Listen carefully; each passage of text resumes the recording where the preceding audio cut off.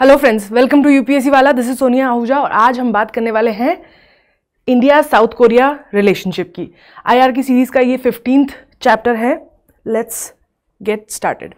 As always we start with PYQs, right? हमेशा हर chapter, लेकिन there are no PYQs for this chapter क्योंकि पिछले कुछ सालों में कोरिया के ऊपर, साउथ कोरिया के ऊपर डायरेक्ट सवाल नहीं आए हैं। अगर कोई न्यू यूपीएससी एस्पिरेंट है तो then they will be thinking कि अगर कोई क्वेश्चन ही नहीं आया है पिछले कुछ सालों में तो seems like not an important topic, तो क्यों पढ़ रहे हैं। बट अगर आप एक वेटरन हैं तो आपको पता होगा कि इस तरीके के टॉपिक यूपीएससी के फेवरेट होते हैं क्योंकि जब भी जिनसे भी नहीं पूछा जाता है वो they keep it as like a bomb for later on. तो of course if it's part of the curriculum, if it's part of the syllabus, the scope, then it is important irrespective. दूसरी एक और चीज़ है जिसके कारण ये टॉपिक बहुत important हो जाता है, विच इज़ कि आईआर में इट इज़ नॉट नेसेसरी कि कोई एरिया से क्वेश्चन आए हैं या नहीं आए हैं, बिकॉज टॉपिक्स का रेलेवेंस करंट अफेयर्स पे डिपेंड करता है। सो हो सकता है कि हमारा सब कुछ बहुत अच्छा चल रहा हो कोरिया के साथ में, तो इसलिए उसके ऊपर कोई सवाल नहीं आया या कोई बड़ी चीज़ नहीं हुई है इसलिए नहीं आया। बट हो सकता है कि एग्ज़ाम के पहले पहले कुछ हो जाए, कुछ ऐसा इवेंट हो जाए जिसके कारण सडनली हमारा और कोरिया का रिलेशनशिप बहुत इंपॉर्टेंट हो जाए, राइट? सो उस पॉइंट ऑफ व्यू से we will study. I will give you pointers to things, topics जहाँ से क्वेश्चंस उठ सकते हैं, क्योंकि we have seen this in other chapters की दूसरे कंट्रीज़ के साथ किस तरीके के क्वेश्चंस आते हैं, उसके बेसिस पर I will let you know कि इस तरीके का सवाल उठ सकता है। But other than that we are going to talk about overview of India and Korea relationship. कैसे टाइज बने थे, क्या इंपॉर्टेंस है कोरिया का हमारे लिए, किस एरियाज़ पर हम कोऑपरेट करते हैं, चैलेंजेस क्या है, और what can we do so that हमारे और कोरिया, साउथ कोरिया के रिलेशनशिप और अच्छे हो। कोरियन क्राइसिस की बात करेंगे और फिर हम थोड़ा सा नॉर्थ कोरिया के बारे में भी बात करेंगे। सो एज यू नो कि Korea is not one country, Korean peninsula है which is one area, one entire strip, but it is been divided into North Korea and South Korea. तो हम आपको मैं एक TLDR बिल्कुल छोटी सी समरी दूंगी कि कैसे आया एग्जिस्टेंस में modern day South Korea and North Korea. So जो वर्ड है ना Korea, it comes from the word Goryeo. Basically 108 BC के टाइम ना चाइना में जो हान डायनेस्टी थी उन्होंने कोरियन पेनिनसुला को कंट्रोल करके रखा था। फिर उसके बाद and that continued till 7th century जब टैंग डायनेस्टी आई चाइना में। अब ड्यूरिंग टैंग डायनेस्टी हुई war between the Korean peninsulas के जो लीडर्स थे and the Tang dynasty. That led to this war led to division of Korea into 3 kingdoms. Okay, उसमें से एक था गोर्यो, बाजटी एंड सिला। ओके, तो ये 3 किंगडम डिवाइड हुए। फॉर लॉन्गेस्ट पीरियड के लिए ये तीनों किंगडम्स जो है एग्जिस्ट करते थे, बट इवेंचुअली कुछ समय के बाद ये तीनों एक दूसरे में वापस मर्ज हो गए and that's when the kingdom of Goryeo was born, which is what we correspond to today's Korea. Okay, now Korea जो था ना उस समय में एक बहुत हाईली कल्चर्ड कंट्री थी। हमने सुना है ना कि प्रिंटिंग प्रेस, पेपर, ये सब चाइना में डेवलप हुआ था, इन्वेंशन हुआ था पहली बार। तो Korea was also there, was a highly respectable community और वहाँ पे कई सारे ऐसे इन्वेंशन हुए थे जो पहली बार वर्ल्ड में वहाँ हुए थे। उसमें से एक था ये MMT, which is basically moving metal printers, जिसमें मतलब एक ऐसा प्रिंटिंग मशीन थी जिसमें मेटल के पार्ट्स थे जो मूव करते थे, ठीक है? क्योंकि उससे पहले तक things used to be stationary, people used to work to print. Okay, so this was something that was very 12th century में यहाँ पे डेवलप हुआ था ये, and this is what they were famous for. उसके बाद 13th century में आया Mongol empire. As you know, Mongol empire was at the time spreading like wildfire. During this time जो है कोरिया एक तरीके से एक वेसल कंट्री बन गया मंगोल एम्पायर के लिए। They used to use the peninsula to protect Mongolia as well as to launch war. फिर कोरिया के अगेंस्ट वॉर करी और 17 जुलाई 1392 को जनरल यी स्योंगे ने रिवॉल्ट किया, कू किया against Mongol empire and they became free. उसके बाद under him there were 200 years of peace in Korea and then 1636 में आ गया जापान। हम ज़्यादातर जापान की बात नहीं करते हैं जब भी हम इंपीरियलिज्म की या कॉलोनियलिज्म की बात करते हैं, क्योंकि एक तरीके से जब US ने 45 में जब न्यूक्लियर बॉम्ब गिराए कोरिया के जापान के ऊपर, तो एक तरीके से उन्होंने पूरा वजूद जो था मिटा दिया और ऑलमोस्ट ऐसा लगता है पूरी दुनिया को कि Japan has paid for what it has done, ठीक है। तो इसीलिए कोई भी उसको लेकर नहीं आता है, मतलब you will not see them in a lot of conversation. But just like Britain, just like Portuguese and other countries, Japan was also extremely big colonial power, और उन्होंने चाइना और कोरिया के कई सारे एरियाज़ को कंट्रोल करके रखा था, even coming down to other countries in South East Asia. Japanese invasion, they were just as brutal as any colonial power, ठीक है। वो उनकी हिस्ट्री आप पढ़ोगे तो वो भी काफ़ी ब्रूटल रहा है। फिर 1897 में जो है कोरियन एम्पायर इस्टेब्लिश हुआ अंडर, मतलब basically against the Japanese invasion. 200 साल तक की पीस के बाद एक रोबस्ट सिस्टम तो बन गया था, बट जापान के पास ज़्यादा पावर था ऑब्वियसली। इस वक्त जो है इवन दो ये एम्पायर बन गया था, लेकिन तब भी जापान का ही कंट्रोल था। But then what happened is कि जापान जो है 2 वॉर जीत गया, सीनो जापान वॉर और रूसो जापान वॉर। ये दोनों वॉर जीतने के बाद एक तरीके से जापान को मिल गई हवा कि it can do anything, and then it came back and controlled the complete Korea. तो 1910 में जापान ने पूरे कोरिया को एनेक्स कर दिया दोबारा। अब क्या हुआ, Korea became like the place जहाँ पर जापान अपना जहाँ से जापान अपना काम करता था इन वर्ल्ड वॉर। लेकिन फिर क्या हुआ, the nuclear bombs, atom bombs were dropped in Japan, and फिर जापान ने सरेंडर कर दिया कोरिया को टू अलाइड पावर। देन उसके बाद स्टार्ट हुई कोल्ड वॉर। कोल्ड वॉर के ड्यूरेशन में जो कोरियन पेनिनसुला था उसमें वो जो था एक सबसे इम्पॉर्टेंट थिएटर था रशिया और यूएस के कोल्ड वॉर का, जहाँ पे सबसे ज़्यादा वॉर हुई है। जब सबसे ज़्यादा इन द सेंस, जैसे हमने देखा ना कि जब ब्रिटिशर्स इंडिया छोड़ के गए थे तो कैसे पॉलिटिकली ख़राब हो गया था ये पूरा एशियन इंडियन लैंडमास, राइट। लोगों के बीच में डिस्टेंस आ गया था। मुस्लिम्स, हिंदूज जो एक टाइम पर पीसफुली रहते थे, दे वर नाउ फाइटिंग। तो this is basically how Japanese left Korea, ठीक है, उनके बीच में। और फिर वहाँ पे आ गए, ऊपर से नॉर्थ की तरफ से आ गए कम्युनिस्ट रशिया की तरफ से, और नीचे से साउथ की तरफ से यूएस के लिबरल डेमोक्रेटिक, राइट। उनके बीच में झगड़ा हुआ एंड दोनों ने अपना अपना एरिया कंट्रोल कर दिया। अब दोनों ही, नॉर्थ कोरिया को और साउथ कोरिया दोनों को ही लगता है कि वो पूरे कोरियन पेनिनसुला का लेजिटिमेट हेयर है, ठीक है, लेकिन दोनों ही नहीं मानते। फिर हुई कोरियन वॉर 1950s में, जब basically this was the war that happened technically between USSR and USA. इस वॉर के ड्यूरेशन में क्या हुआ, दैट्स व्हेन जो बोलते हैं एक ये इस्टेब्लिशमेंट हुआ कोरिया का, नॉर्थ कोरिया और साउथ कोरिया का।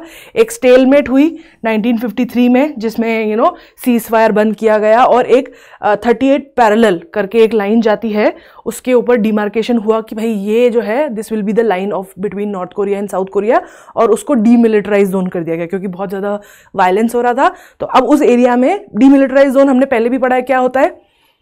डीमिलिटराइज जोन इज बेसिकली जब 2 कंट्रीज़ के बीच में वॉर होती है तो और उनके बीच में सुलझाया जाता है जब उसे, तो एक एरिया जो बॉर्डर के आसपास का होता है उसे डीमिलिटराइज कर दिया जाता है। वहाँ पे दोनों कंट्रीज़ प्रॉमिस करती है कि वो अपनी मिलिट्री को नहीं तैनात करेगी वहाँ पे किसी भी तरीके का they will not be using any weapons or bringing anything there, क्योंकि वहाँ पे क्या है, क्योंकि इतनी एनिमोसिटी है कि वहाँ पे अगर एक छोटी सी भी आवाज़ होती है तो सामने वाले को लगेगा कि अरे हमला कर रहे हैं, ठीक है, क्योंकि डर है, दोनों को एक दूसरे पे ट्रस्ट नहीं है।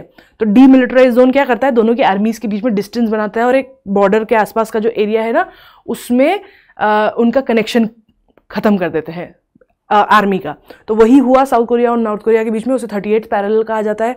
फिर 1953 के बाद से इस्टेब्लिश हुए properly 2 Korea's, south Korea and North Korea. South Korea was democracy and it 1988 में उन्होंने अपना जो है कॉन्स्टिट्यूशन लिखा। उसके पहले तक बहुत टाइम तक यूएस कंट्रोल करता था इस टेरिटरी को, फिर दे बिकेम इंडिपेंडेंट, उन्होंने अपना कॉन्स्टिट्यूशन जो है लिखा और अब वो फॉलो करते हैं। इट्स डेमोक्रेटिक कंट्री, और अब it has completely change its image. Korea में साउथ कोरिया की इमेज कम्प्लीटली बदल चुकी है।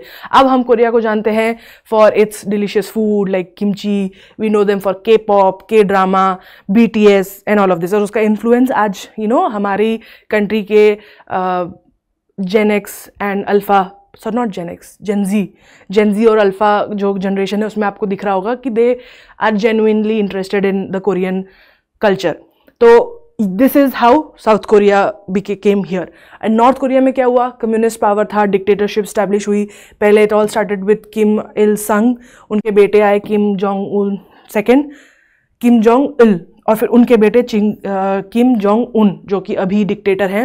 उन्होंने अपना सारा पैसा लगा दिया डिक्टेटरशिप कंट्रोल करने में. सारा रिलीजियस आइडेंटिटी जी कोरिया की वो ख़त्म कर दी. नॉर्थ कोरिया की अगर आप रिलीजियस आइडेंटिटी देखो तो 50% no religion, 17% something they follow Buddhism, 25% Christianity and then 8% something others.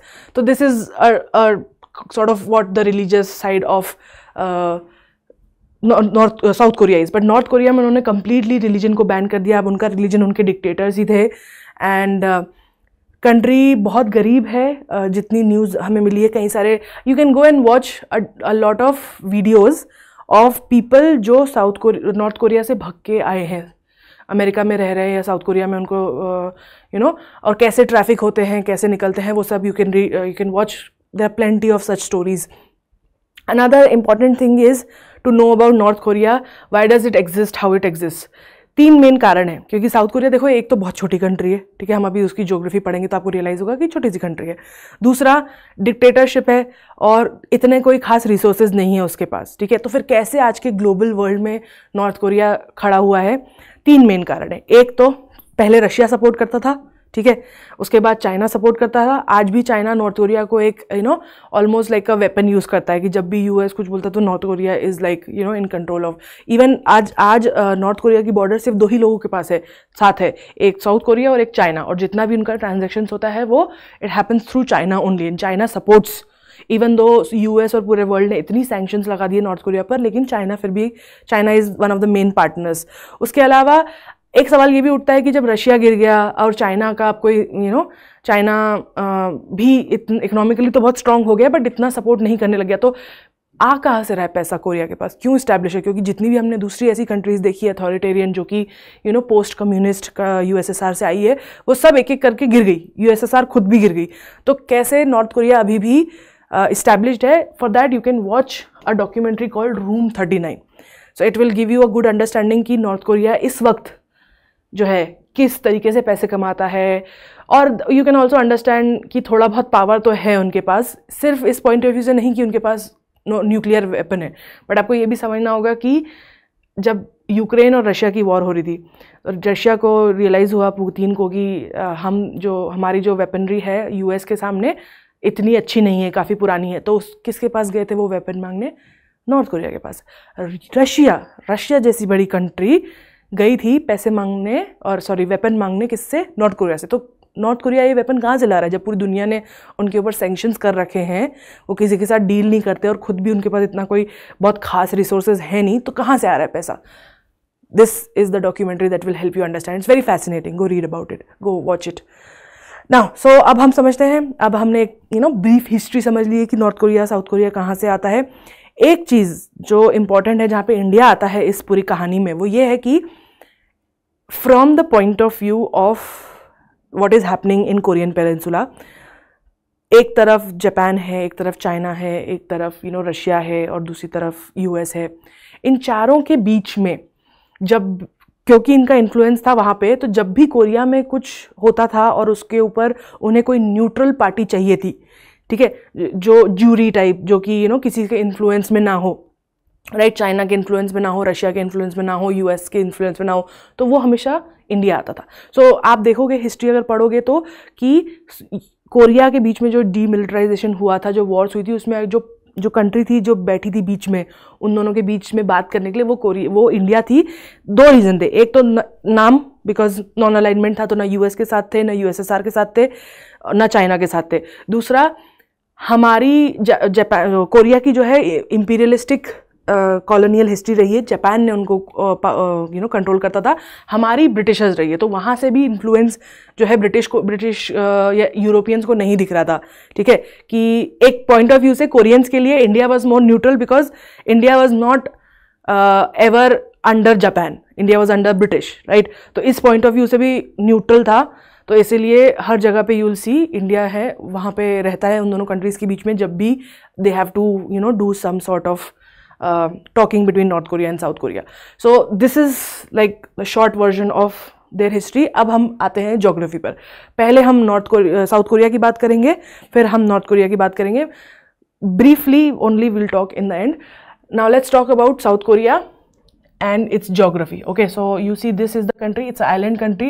एक तरफ ये है 38 पैरेलल लाइन, इसके ऊपर है नॉर्थ कोरिया, और बाकी तीनों साइड से जो है सी है. इस तरफ देखोगे यहाँ पे है सी ऑफ जापान, यहाँ पे है कोरियन स्ट्रेट, यहाँ पे है चेजू स्ट्रेट, और यहाँ है येलो सी. तो चारों तरफ से इस तरीके से ये घिरा हुआ है.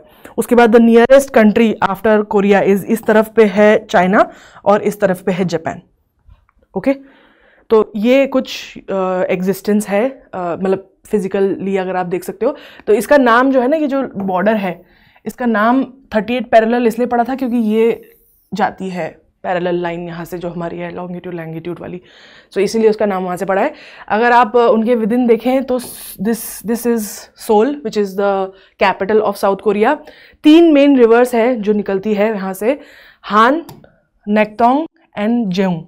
ये 3 रिवर्स हैं और इन 3 रिवर्स के ही आसपास कोरियन सिविलाइजेशन एग्जिस्ट करी है. अगर हम टेरेन की बात करें पूरी साउथ कोरिया के, तो बहुत माउंटेनस रीजन है, नैरो वैलीज हैं और प्लेन्स एग्जिस्ट करते हैं बस यहाँ पर. तो पूरा पहाड़ी है, बट लेकिन साइड में जहाँ पे आपको ये लाइट दिख रहा है ना, these are very narrow plains next to the coastal area. उसके अलावा माउंटेनस रीजन है, बहुत अच्छा एटमॉस्फियर इन्वायरमेंट है, सुंदर इन्वायरमेंट है, बहुत ठंड पड़ती है. कुछ मतलब उनके सीजन्स में ज़्यादा गर्मी नहीं है. They have a little bit more colder atmosphere. उसके बाद नॉर्थ कोरिया की जो कैपिटल है वो है प्योंगयांग. ऊपर ये रहा Korean bay. Okay, this is basically between China. अब कोस्ट लाइन की बात करें तो 2413 किलोमीटर की कोस्ट लाइन है.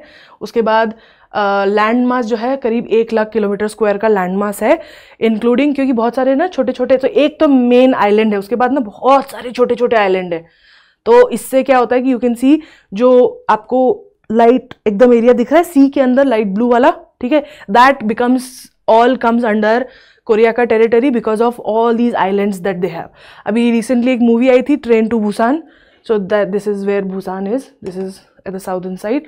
सो yeah, and now let's talk about population. तो 2023 के आंकड़ों के हिसाब से 5 करोड़ 19 लाख की पॉपुलेशन है.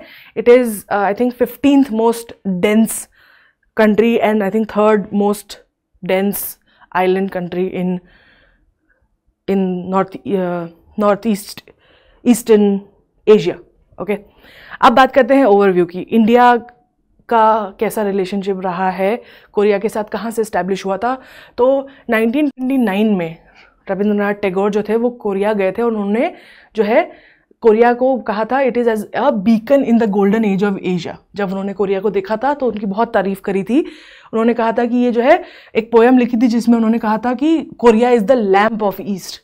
ओके, मतलब कि बहुत एक तरीके से उनका ये कहना था कि जो वो एक्सप्रेस करना चाहते थे पोएम्स में कि बहुत ही अच्छी सोसाइटी है, कम्युनिटी है, और उन्होंने ही हमें जो है एक लाइट दिखाई थी कोरिया की तरफ से. इसी के कारण आप देखोगे हमारी लुक ईस्ट और एक्ट ईस्ट पॉलिसी जो है वो कहाँ से आती है.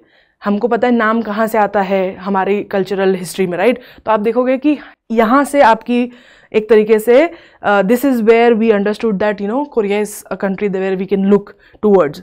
सो टैगोर के वर्ड रेजोनेट करते हैं इंडिया के पर्सपेक्टिव में on Republic of Korea, highlighting a shared vision. Recently India South Korea relationship में बहुत ज़्यादा प्रोग्रेस हुई है क्योंकि इंडिया की जो एक्ट ईस्ट पॉलिसी है और साउथ कोरिया की न्यू सदर्न पॉलिसी है, जो कि वो बेसिकली पैसिफिक कंट्रीज़ के साथ काम करना चाहते हैं. ये दोनों बेसिकली सेम, एक तरीके से जो हम एक्ट ईस्ट में करने की कोशिश कर रहे हैं with Asian nations, this is exactly what Korea is trying to do with the southern nations which are again the same Asian countries. So दोनों की ही जो व्यूज़ हैं वो अलाइन हो रहे हैं यहाँ पे, और the alignment has led to a rapid enhancement of both economic strategic ties between, मतलब एक नेचुरल अलाइज बन के आई दोनों कंट्रीज, क्योंकि दोनों ही सेम एरिया में सेम मोटिव से जाने की तरफ देख रही थी. और hence it started with this कि दे रियलाइज कि हाँ हम दोनों अलाइ हो सकते हैं. And you have to understand, हमने लास्ट क्लास में पढ़ा था, याद है कि इंडिया जो है वो रीडिफाइन कर रही है नेबरहुड, कि क्या होता है नेबरहुड। क्योंकि देखो 75 years with Pakistan and we have realize कि it's difficult, okay, it's very difficult. So तो हमें अपना हमें अपनी दोस्ती बदलनी पड़ेगी, कुछ नहीं कर सकते अब। तो वहाँ पे हमने देखा था कि फर्स्ट मंडला सर्कल जो है वो अपना ये नेबर्स हैं, but then there is second mandala. This is in that second mandala comes Korea, because even though कोई लैंड मास नहीं, इवन दो कंट्री बहुत दूर है, लेकिन हमारे कल्चरल टाइज रहे हैं फ्रॉम बुद्धिज़्म के टाइम पे। सो वी हैव बुद्धिज़्म जो गया है कोरिया में वो इंडिया से ही गया है। सो वहाँ के कई लोग भी इंडिया को अपनी एक तरीके से वो मानते हैं कि अपने रिलीजन का पिलग्रिम, उनका मक्का एक तरीके से ये है। तो रिलेशनशिप बनाना इतना मुश्किल नहीं है इस कंट्री के साथ में, simply because they have never had any animosity, they have had good relationship, they have had cultural ties, and plus they are working on for the same thing. उनके तो एनिमीज भी सेम है, right? South Korea का enemy कौन है? China, North Korea. So that's also. So यहाँ पर एक क्वेश्चन जो आ सकता है, क्योंकि there are no PYQs, so an expected question can be about this.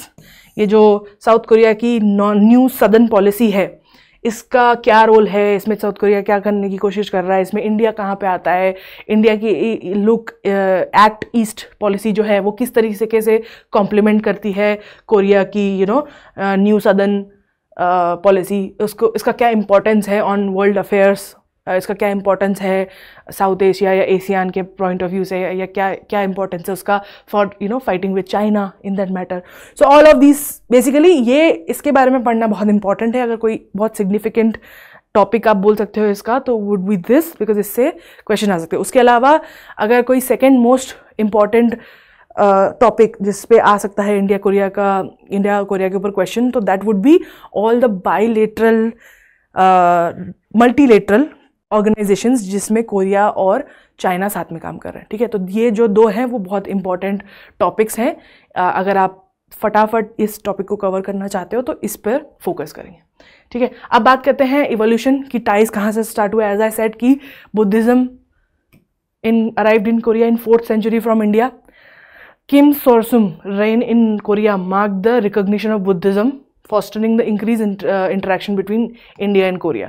तो जब वहाँ के जो लीडर थे उन्होंने बुद्धिज़्म को as a state religion accept किया, तब से इंडिया का महत्व कोरिया के लिए काफ़ी बढ़ गया। और एक तरीके से उस समय से 4th century के से आप बोल सकते हो कि दोनों कंट्रीज़ के बीच में लोग ट्रैवल करते आए हैं। There are people from there who have travelled here, there are missionaries from here who have travelled there. So both the countries are aware of each others existence. During Ashoka's time, Indian emperor supported Buddhism in Korea, sending material for establishment of Buddhist statue। तो अशोका ने कई सारे material भेजे थे Korea में Buddhist statues बनाने के लिए। Medieval times saw decline in interaction, exacerbated by colonial rule। क्योंकि बेसिकली तब तक बहुत बढ़िया था, मतलब जब अशोका डायनेस्टी थी तब तक सब बढ़िया था, लेकिन उसके बाद आई थिंक मुगल एम्पायर के आने के बाद से थिंग्स चेंज, बिकॉज दोनों ही कंट्रीज अपना अपना अलग अलग तरीके का कॉलोनियलिज्म फेस कर रही थी। वहाँ पर चल रहा था जापानीज, यहाँ पे मुगल, फिर British, okay, and then they were both thrown into wars, World War I, World War II। सो एक तरीके से क्योंकि इंडिया वाज विथ ब्रिटिश, सो एक तरीके से थोड़ा बहुत फिर भी there was a little bit connection, but after NAM तो completely Korea, because Korea inherently जो था वो थिएटर था कोल्ड वॉर का, और इंडिया जो है कोल्ड वॉर में नाम करने की कोशिश कर रही थी, नॉन अलाइन होने की कोशिश कर रही थी। तो इट वॉज इम्पॉर्टेंट कि हम अगर अपना नॉन अलाइनमेंट आगे बढ़ाना चाहते हैं तो हम ऐसे कंट्रीज़ के साथ में ज़्यादा रिलेशनशिप ना बनाए जहाँ पर इन लोगों का मेन गढ़ है। तो from that point of view Mughal empire से यहाँ पे इंडिया में मुगल एम्पायर मान लो और वहाँ पे जापानीज इन्वेजन मान लो, वहाँ से लेकर till the end of cold war relationship बिल्कुल नहीं थे, कोई फॉर्मल रिलेशनशिप भी नहीं थे और कोई कल्चरल रिलेशनशिप भी कोई खास नहीं थे, कोई कम्युनिकेशन भी नहीं था, simply because these were two different worlds. Okay, now let's talk about colonial present. So दोनों ही कंट्रीज़ के रिलेशनशिप नहीं एक दूसरे पे हो पाए क्योंकि दोनों फोकस कर रहे थे अपने अपने कॉलोनियल डिसइंटीग्रेशन के ऊपर। यहाँ पे हम लड़ रहे थे ब्रिटिशर्स से, वो वहाँ लड़ रहे थे जापानीज से। In the backdrop of anti colonial movements India and Korea experience parallel struggles in 1920s। सो 1920 के आसपास आप देखोगे कि दोनों ही कंट्रीज, इवन तो कोई कॉन्टैक्ट नहीं था, लेकिन उनके बीच में जो स्ट्रगल थी, जो स्ट्रगल फॉर इंडिपेंडेंस थी, वो आप देखोगे 1920s में एक कोरियन आम आदमी और एक इंडियन आम आदमी उसी सिचुएशन में था, जो दोनों ही साइड पर, ठीक है। तो एक वहाँ से ब्रदरहुड भी इमर्ज होती है। टैगोर की जो लाइन है 1929 में लिखी है, during his visit to Japan, capturing the spirit of rejuvenation in the golden age of Asia. तो ये लैम्प ऑफ ईस्ट करके पोएम है। In the golden age of Asia Korea was one of the lamp bearers and the lamp is waiting to be lit once again for the illumination of east. मतलब कि basically अगर हमें Asia का golden era वापस लाना है तो Korea जो है एक लैम्प बेयरर है, और हमें उसमें वापस से अग्नि देनी है, हमें उसे फिर से लाना है। जब हम वो करेंगे तो पूरा ईस्ट जो है वापस से जगमग जाएगा। बेसिकली सेइंग कि जो ये कॉलोनियल पावर्स हैं, इनने आके हमारे पूरे ईस्ट को बर्बाद कर दिया। जो यहाँ पे इतनी बढ़िया सिविलाइजेशन थी उसको ख़त्म कर दिया, और उसको फिर से जगाने के लिए one of the countries that needs to get established is Korea. So this was the vision of Rabindranath Tagore.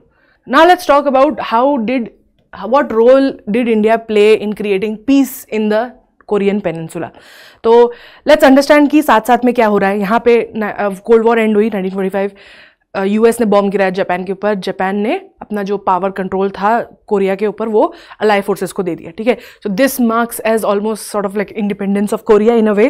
This is happening 45, 46 और 47 में इंडिया बिकेम इंडिपेंडेंट। तो उसी वक्त पैरेलली इंडिया में चल रहा था इंडिपेंडेंस मूवमेंट। अब the moment India got independent, तब से एक पॉलिसी रही थी इंडिया की, is to help other countries who were under colonial rule to become independent, right, to transfer this colonial nationalist fight to other countries. तो उसमें Korea भी आता था, even though not under British but it was still under imperialism.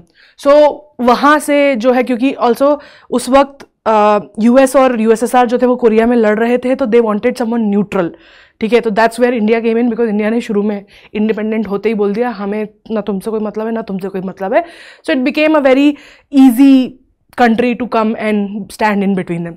So what happened is, सबसे पहले 1947 में ये organization बनी थी, United Nations committee for Korea, to see Korea. Basically वहाँ पे इलेक्शन कराना, क्योंकि अब वो फ्री हो गई थी ना जगह, तो जापानीज उससे, तो they wanted to create democratic Korea.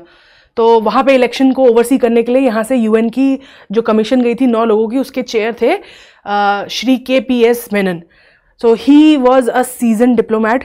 He was also, I think, Diwan of Bharatpur. Like he comes from a royal background. He was also one of the bureaucrats that were in India from like British के time से he was diplomat. Bureaucrat थे under British India. Do read about him. His son and his grandson, all like पूरा खानदान is seasoned diplomats. Like his grandson was the, I think, China का ambassador थे, for India's ambassador towards China. So read about him, very exciting if you are interested in IFS. Read about their story. उन्होंने फिर election कराया। फिर during जब Korea war चल रही थी, उस के बीच में यूएन ने जो रेजोल्यूशन दिया था वो इंडिया ने स्पॉन्सर किया था, और उसके तहत 27 जुलाई 1953 को सीज फायर हुआ था। फिर जब ख़त्म हो गई लड़ाई, मतलब आर्मिस्टाइज ख़त्म हो गया है ना, उसके बाद एक कमीशन बनाई थी यूएन ने ही, नॉट यूएन ने, बेसिकली कई कंट्रीज ने मिलके, on neutral Nations repatriation commission, जिसको चेयर किया था इंडिया के लेफ्टिनेंट जनरल KS थमाया ने, जिन्होंने फिर जाके वहाँ पे बेसिकली ये कहा था कि अब वॉर ख़त्म हो गई तो अब ह्यूमैनिटेरियन इश्यूज़ के ऊपर बात कर लें, कि भाई जो लोगों के डेथ हुई है उनके परिवार वालों को नोटिफाई कर दें, जो बॉडीज़ हैं उनको एक दूसरे की फैमिली को हैंड ओवर कर दें, जो लोगों का घर बर्बाद हो गए उसको फिक्स करें, जो प्रिजनर ऑफ वॉर है उनको एक्सचेंज करें। तो वो जो ह्यूमैनिटेरियन इशूज़ थे, अब उस पर आगे बात करने के लिए दिस चेयर वॉज क्रिएटेड। फिर इंडिया की जो कस्टोडियन फोर्सेज है CFI, वो डिस्पैच हुई कोरिया में, जिन्होंने basically this were the forces that created that atmosphere जहाँ पे दोनों नॉर्थ कोरिया और साउथ कोरिया ने अपने अपने प्रिजनर ऑफ वॉर्स एक्सचेंज करे थे। फिर उसके अलावा एम्बुलेंस भेजी थी, air ambulance, 60th parachute field ambulance, जिन्होंने करीब 2,20,000 पेशेंट्स को ट्रीट किया था during this war. Coming to modern times, 2020 में जब कोविड चल रहा था तो यूजुअली कंट्रीज एक दूसरे के लीडर्स को नहीं भेज, like there was no direct meeting, right. तो बट लेकिन उस टाइम पर ना इस कोरियन वॉर की 70th एनिवर्सरी थी, तो ऑफकोर्स अगर उस टाइम पे कोविड नहीं होता तो this would have been a big event, और is almost like a independence of Korea in a way. तो क्योंकि उसमें बहुत बड़ा हाथ था इंडिया को, तो prime minister Modi would have been invited and all of that, but covid था तो कोई गया नहीं, तो उन्होंने एक जो है वीडियो मैसेज डिलीवर किया था ऑन दैट ओकेजन। फिर लेकिन उसके पहले और उसके बाद में कई सारे प्रेसिडेंट्स एंड लीडर्स जा चुके थे कोरिया। फिर इंडिया की जो एम्बेसी है सोल में, उन्होंने एक एग्जीबिशन रखा था मार्च 2022 में, जिन्होंने जो इंडिया का कंट्रीब्यूशन था, जो भी सामान भेजा था, जो भी sort of ambulances, forces, everything that India had sent in 1950 to help with the war और पोस्ट वॉर ह्यूमैनिटेरियन क्राइसिस, वो सबका एक शोकेस किया था मार्च 2022 में। इसके ऑनलाइन पिक्चर्स है, you can actually look at it. अब प्रॉब्लम क्या थी, वाई वाज, इवन दो 1950 में आप देख रहे हो कितना बढ़िया दोस्ती है दोनों के बीच में, मतलब एक दूसरे के लिए इतना अच्छा रिलेशनशिप है, तो फिर 1950 के पहले और 1950 के बाद इस दोनों टाइम पे एकदम खाली क्यों है इंडिया और कोरिया की हिस्ट्री। 1950 के पहले इसलिए खाली है क्योंकि India was fighting its own war with British. Britishers were with the allied forces who were against Japan, और जापान कोरिया को कंट्रोल करता था, सो हेंस नो कनेक्शन। 1950 के बाद जब ये सब सुलझ गया, उसके बाद क्यों नहीं था, क्योंकि साउथ कोरिया, नॉर्थ कोरिया ने तो अपने आप को शट कर दिया था पूरी तरीके से, साउथ कोरिया ने जो है एक ट्रीटी साइन करी थी, म्यूचुअल डिफेंस ट्रीटी 1953 की यूएस के साथ में। म्यूचुअल डिफेंस मतलब क्या, कि अगर नॉर्थ कोरिया ने साउथ कोरिया पे अटैक किया तो यूएस उसके साथ में उनको प्रोटेक्ट करेगा, उसको उस टाइप की एक ट्रीटी साइन करी थी। Because of this treaty and because of this sort of dependence of South Korea on US, India was not willing to have very strong connection with Korea, because then otherwise NAM follow कर रहे थे ना, non alignment, तो they didn't want to be seen close to Russia और USSR, right. तो अगर वो Korea के साथ रिलेशनशिप बनाते तो क्योंकि कोरिया वाज विद यूएस, तो it would have been seen कि India is sort of leaning towards US, so इसलिए उन्होंने कोई रिलेशनशिप नहीं बनाया, और इसके लिए उसके बाद काफ़ी सालों तक कोई रिलेशनशिप नहीं रहे थे। 1973 से 1990 के बीच में, this is the time where India was going through this. तो इंडिया की इकोनॉमी क्या थी, बहुत सेंट्रल लुकिंग थी, and we were sort of trying to create a independent country और सेल्फ सफिशिएंट कंट्री। तो उस टाइम पर ना इंडिया और साउथ कोरिया के जो टाइज थे ना, वो बहुत सरफेस लेवल पे थे, मतलब दोनों ने एक दूसरे को फॉर्मली रिकॉग्नाइज कर दिया था, डिप्लोमेटिक एम्बेसडरल विजिट्स हो गई थी एक दूसरे में 73 में। 74 में इंडिया और चाइना ने एक ट्रेड और इकोनॉमिक कोऑपरेशन भी कर लिया था, पर लेकिन ज़्यादा उसमें कुछ सक्सेस नहीं हो पाया, क्योंकि कोल्ड वॉर अपने पीक पे थी और उसके बीच में साउथ कोरिया और इंडिया के बीच में ना आइडियोलॉजिकल डिफरेंसेस थे, तो इसीलिए वो कुछ खास उसका कुछ असर नहीं पड़ा।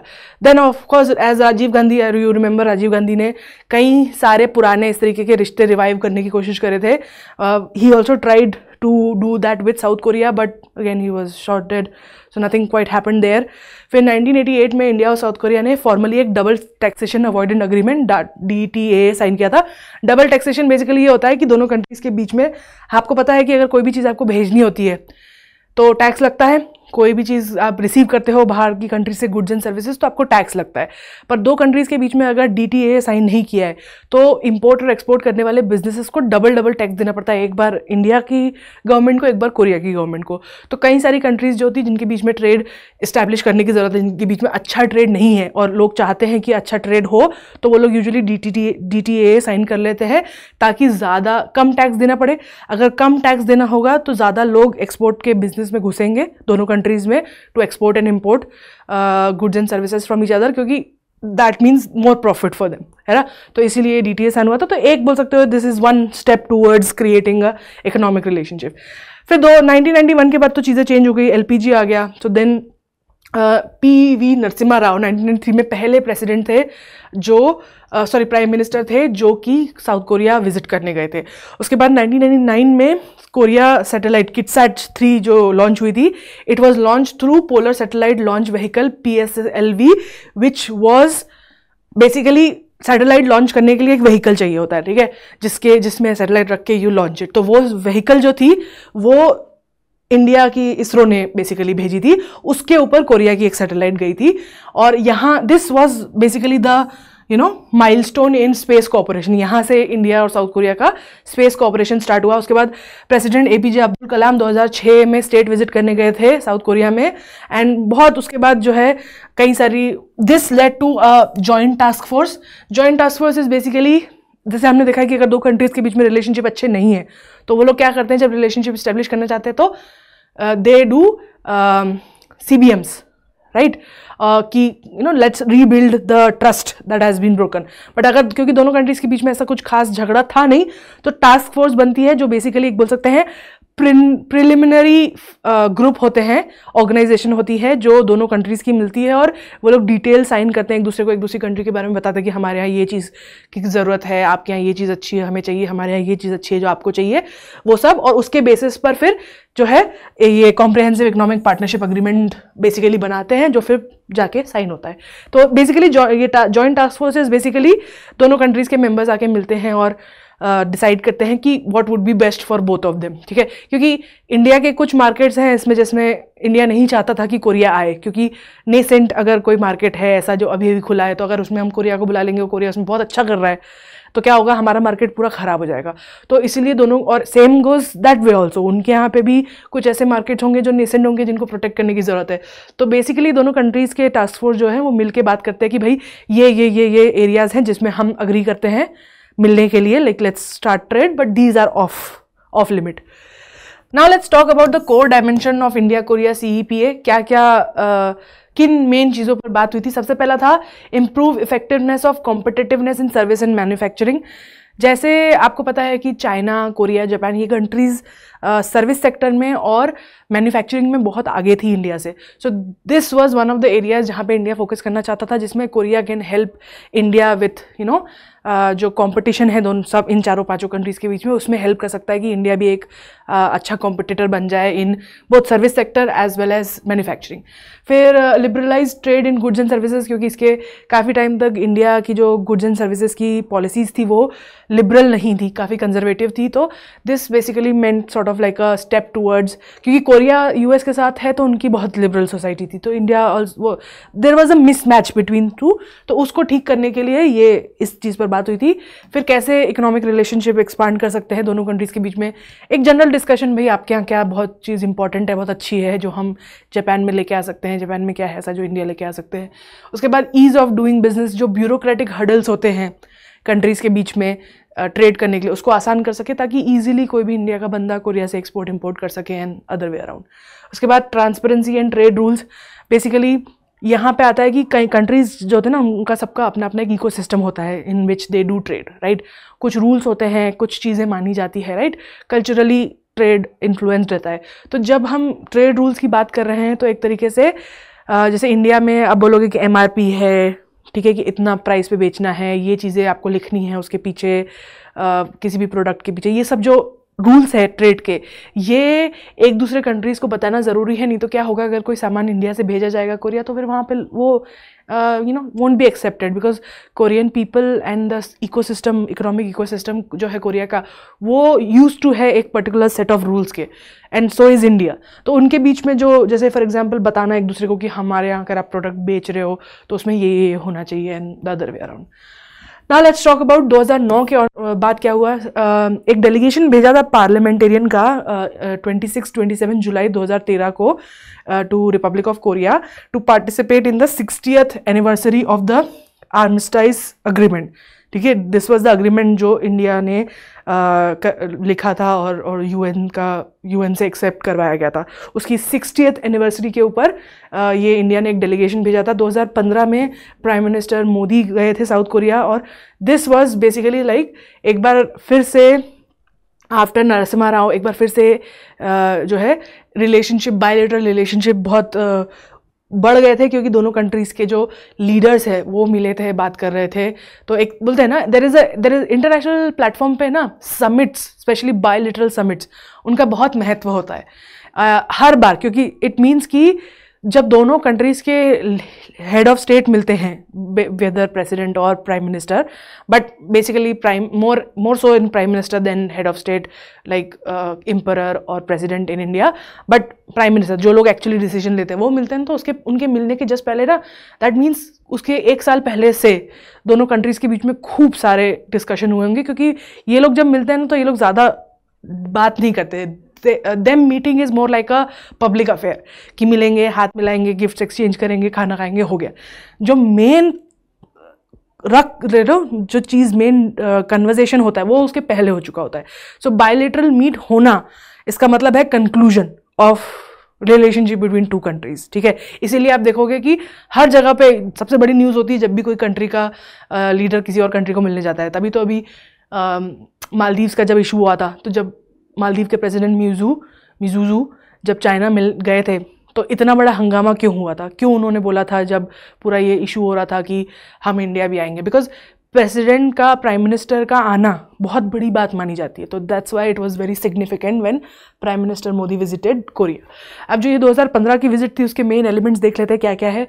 NSA लेवल कोऑपरेशन, NSA क्या है? National security agency. बेसिकली दोनों इंडिया और साउथ कोरिया की जो इंटेलिजेंस एजेंसी है उनके बीच में कोऑपरेशन हो, ताकि वो ग्लोबल जो प्रॉब्लम्स हैं उसमें साथ में मिलकर काम कर सके, जैसे for example human trafficking, money laundering, drugs and so on. उसके बाद audio visual agreements basically related to film industry, ठीक है, कि मतलब ना दोनों कंट्रीज़ के कल्चरल टाइज हो सके, एक दूसरे की फिल्म और ड्रामा जो भी सीरियल्स है वो देख सके। Energy and power, basically India और कोरिया के बीच में ना क्लीन एनर्जी को लेकर या हाइड्रोजन पावर्ड एनर्जी को लेकर they started working from this meeting 2015 के बाद से, एंड अभी तक it is one of the most important areas जहाँ पे दोनों कंट्रीज़ कोऑपरेट करती हैं, which is hydrogen energy. Youth affairs, कई सारी इंस्टीट्यूट्स हैं, टेक्नोलॉजिकल इंस्टीट्यूट्स हैं जो आपको बेसिकली यू विल अंडरस्टैंड कि क्योंकि साउथ कोरिया यूएस के साथ था फॉर द लॉन्गेस्ट पीरियड, उनको पूरा सपोर्ट मिला एंड हेंस उन्हें वहाँ से टेक्नोलॉजिकल एडवांसमेंट भी मिला कई सारे एरियाज़ में, including infrastructure, building vessels for liquid nitrogen gas, marine technology, highway transport. तो इन सब चीज़ों में वो technologically they were much better than India because of their connection with US. So इसका ये मतलब है कि वहाँ पे इंस्टीट्यूट्स हैं बहुत अच्छे अच्छे जो वहाँ के लोगों को पढ़ाते हैं। तो यूथ अफेयर्स में बेसिकली इन्हीं चीज़ों के ऊपर, जैसे sending Indian students to study marine biology in South Korea. Even today South Korea is one of the most technology के पॉइंट ऑफ व्यू से एक डेस्टिनेशन है इंडियन स्टूडेंट्स के लिए। फिर आया कोरियन प्लस प्लेटफॉर्म 2016 में, जुलाई 2016 में इंडिया और साउथ कोरिया ने एक इनिशिएटिव प्लेटफॉर्म बनाया, कोरिया प्लस बोलते हैं जिसे, with the aim of enhancing trade. Basically दोनों कंट्रीज़ क्या है ना, दोनों कंट्रीज़ के बीच में बहुत लंबे समय तक कोई कनेक्ट नहीं था, और देयर इज़ ऑल्सो क्योंकि कल्चरली भी बहुत डिफरेंस है, एंड दोनों कंट्रीज बहुत इंडिपेंडेंटली डेवलप हुई है, Korea being very close to US, India having a bit of its socialist communist side, तो इसलिए बहुत डिफरेंस था। तो ये प्लेटफॉर्म का बेसिकली काम ये था कि ये एक ऐसे एज अ प्लेटफॉर्म सर्व कर सके जिसमें कोरिया की इंडस्ट्री के जो लोग हैं और एनर्जी मिनिस्ट्रीज़ के जो लोग हैं वो इंडियन काउंटर पार्ट से बात कर सके और फैसिलिटेट कर सके दोनों के बीच में। तो what were the three main things on this platform? Policy advocacy, ठीक है, कि दोनों कंट्रीज एक दूसरे की पॉलिसी को बेसिकली पॉलिसी एडवोकेशन क्या होता है कि अगर हम चाहते हैं कि हमारा ट्रेड कोरिया के साथ अच्छा हो तो Korea has to do some changes, right, या we have to do some changes to ensure that there is a smooth functioning. वो करवाने के लिए पॉलिसी एडवोकेसी होती है। उसके बाद है जो रिपब्लिक ऑफ कोरिया की जो फर्म्स हैं उनको इंडिया में सपोर्ट करना, और जो कोरियन फिल्म्स हैं, जिन इंडस्ट्री है जिसको इशू हो रहा है इंडियन फिल्म इंडस्ट्री में एंटर करने में, उनको सपोर्ट करना। Next, on the 45th anniversary of bilateral diplomatic ties, जब 45 ईयर्स हो गए इंडिया और साउथ कोरिया की डिप्लोमेटिक टाइज को, उसकी एनिवर्सरी के ऊपर president Moon from South Korea visited India, जहाँ पे उन्होंने बेसिकली ये बात कही थी, vision for people, prosperity and peace and our future. In addition to this they have numerous, उसके अलावा कई सारे हाई लेवल एक्सचेंजेस हुए थे पिछले 2 डिकेड्स में, मतलब जब से ऑल्दो 45 ईयर्स हो चुके हैं बायलैटरल टाइज को, लेकिन मेन अगर आप बोलें कि उनके बीच में रियल कोऑपरेशन जो चालू हुआ था वो लास्ट 2 डिकेड्स में हुआ है, फ्रॉम 1995 ऑनवर्ड्स। उसके पहले तक, उसके बाद 2000s ऑनवर्ड आप बोल सकते हो, उसके पहले तक भी काफ़ी there were lot of challenges, but after 2000s, after both the countries started working together in lot of ways, कई सारे मिनिस्ट्रियल लेवल पर मीटिंग्स हुई है दोनों कंट्रीज के बीच में। That is why bilateral meetings हो पाई है। यू हैव टू अंडरस्टैंड कि पहले कंट्रीज़ की दूसरे लेवल के डिप्लोमेटिक टाइज होते हैं, और जब वो कन्वर्सेशन कंप्लीट हो जाता है तब प्रेसिडेंट्स मिलते हैं, ठीक है। प्रेसिडेंट्स वहाँ पे बैठ के नहीं, या प्राइम मिनिस्टर्स वहाँ पे बैठ के बार्गेनिंग नहीं कर रहे होते हैं। They just go there as कि एवरीथिंग इज डन, सो वो स्टैम्प लगाने जाते हैं वहाँ पे। Now let's talk about the importance of South Korea for India. India के लिए साउथ कोरिया क्यों इंपॉर्टेंट है, उसके पहले लेट्स अंडरस्टैंड कि साउथ कोरिया को इंडिया क्यों चाहिए।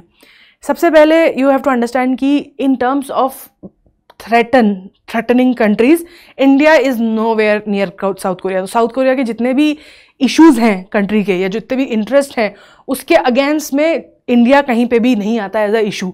सो it means it's a neutral country, it's a big country, it's a growing economy, it's a good big market for Korea. So from that point of view, geopolitically India is a very good ally for Korea. उसके बाद China और America का जो अब नया war चालू हो रहा है, क्योंकि you have to understand Korea has already been the arena for one cold war between USSR and USA। अब फिर से वैसी ही सिचुएशन आ रही है जिसमें कोरिया देख रहा है कि फिर से चाइना और US के बीच में वही होता जा रहा है, and they do not want to become the middle man in that, क्योंकि एक बार उनकी पूरी तहस नहस हो चुकी है इकोनॉमी। तो इसके लिए साउथ कोरिया जो है इन दोनों कंट्रीज से दूर जाने की कोशिश कर रही है, और उनका जो रिलायंस है, ओवर रिलायंस है US के पास से और चाइना से, उससे दूर जाने के लिए वो ऐसी इकोनॉमीज ढूंढ रही है जहाँ पे वो अपना नया मार्केट स्टैब्लिश कर सके। प्रेसिडेंट मून ने इंडिया को जो ये क्रूशियल बोला है उनकी सक्सेस के लिए, स्पेशली उनकी ये न्यू सदर्न पॉलिसी जो है, जिसमें वो बेसिकली साउथ कोरिया जो है कनेक्ट करना चाहती है एशियान कंट्रीज़ के साथ में, और वहाँ पे अपना ट्रेड बढ़ाना चाहती है, और अपना डोमिनेंस जो है चाइना का और US का वो कम करना चाहती है। तो उसमें इंडिया बिकम्स एन एलाई, क्योंकि इंडिया भी एग्जैक्टली वही करना चाह रहा है। तो cooperation is needed for development of third countries, include capacity building. तो दोनों ही इंडिया और साउथ कोरिया मिलकर चाइना और US से दूर जाने के लिए जगह ढूंढ रहे हैं। तो one of those areas of cooperation is also Afghanistan. तो अब तो खैर that is gone, so but that was the idea. अब बात करते हैं कि ये न्यू सदर्न पॉलिसी है क्या। Basically the Korean government's new southern policy focuses on strengthening ties with ASEAN. तो एशियान के जितने मेंबर्स हैं उनके साथ टाइज स्ट्रेंथन करने का, प्लस कोरिया के जो वो भी स्ट्रेंथन करना, और उनको कहाँ तक लेके आना, उनके जो ट्रेडिशनल डिप्लोमेटिक टाइज हैं जैसे चाइना, US, रशिया, उनके लेवल तक लेके आना, ठीक है। कि मतलब जितना इम्पोर्टेंट जापान, रशिया, US और चाइना है, उतना इम्पोर्टेंट दूसरी एशियन कंट्रीज हो जाए, इंडिया हो जाए, ये एम है इसका NSP का। उसके बाद the policy aim to establish shared values for fostering a mutually prosperous people centric community, ठीक है। कि मतलब आप देखोगे कि जो ये BTS और ये जो पीपल डिप्लोमेसी, पब्लिक डिप्लोमेसी या फूड डिप्लोमेसी या music diplomacy that Korea is using, the whole idea is to create people to people ties around the world, so that Korea can expand and go beyond the scope of China and US। उनके बीच में ना फंस के रह जाए और उनकी एक अलग इमेज हो दुनिया में, उसके लिए they want to create people to people ties with other countries who are away. The objective of NSP is to create an economic and diplomatic framework, एक ऐसा इकोनॉमिक और डिप्लोमेटिक फ्रेमवर्क बनाए जो कि US से लड़ सके इन केस US अपनी डोमेस्टिक इश्यूज से फोकस कर रहा हो, या चाइना अगर अपना एक्सपांशनिस्ट पावर बढ़ाने की कोशिश कर रहा हो, तो उससे बचने के लिए दोनों ही से, देखो US का साथ है, लेकिन US का साथ बस तब तक है जब तक US का इंटरेस्ट है। तो हमने देखा है व्हाट हैपेंस जब US का इंटरेस्ट चला जाता है, जैसे for example what happened in Afghanistan, right. Once the interest was not there, US pulled out of Afghanistan as if nothing has ever happened, leaving Afghanistan completely unsafe. तो ये देखते हुए हमने ये देखा है कि same situation is happened before also with US की, जब वो जहाँ तक इंटरेस्ट रहता है यूएस इज देयर, बट जहाँ यूएस का इंटरेस्ट खत्म हो जाता है they would leave you high and dry. तो उससे दूर जाने के लिए और फिर चाइना जो का इन्फ्लुएंस जो है वो ना बढ़े, तो ऐसा एक फ्रेमवर्क बनाना चाहते हैं जिससे कि वो दूसरी कंट्रीज के साथ मिलकर इंडिपेंडेंटली स्टैंड हो सके। और the main emphasis is on 3P community which is people, prosperity and peace. अब बात करते हैं एरियाज ऑफ कोऑपरेशन, कौन कौन से एरियाज हैं जहां पर दोनों कंट्रीज मिलकर काम करती है। अगर बायलेटरल ट्रेड देखें इंडिया और कोरिया के बीच में, तो 2008 में इट वाज अराउंड $12 बिलियन, और जब CEPA का इम्प्लीमेंटेशन हुआ 2010 के बाद, तो ट्रेड बूस्ट हो गया और reached almost 27.8 billion in 2022। So clearly we are seeing कि ginormous increase we are seeing.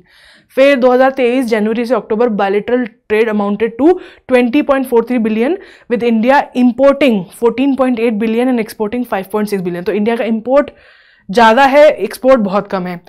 कौन से हैं की एरियाज एक्सपोर्ट के आरओके के? Minerals, fuel, serial, iron and steel. While Korea जो एक्सपोर्ट करता है इंडिया को, that includes automobile parts and telecommunication equipment. तो आप देखोगे थोड़ा सा ज़्यादा रॉ चीज़ें जा रही है इंडिया से, रॉ मटेरियल मतलब है ना, सीरियल्स, ग्रेन्स, फ्यूल्स, मिनरल्स, और वहाँ से कैपिटल गुड्स टाइप सर्विसेज आ रही है, मतलब बने हुए पार्ट्स, मशीन के पार्ट्स और टेक्नोलॉजी वाले जो टेक्नोलॉजी के जो हिस्सा है वो आ रहा है।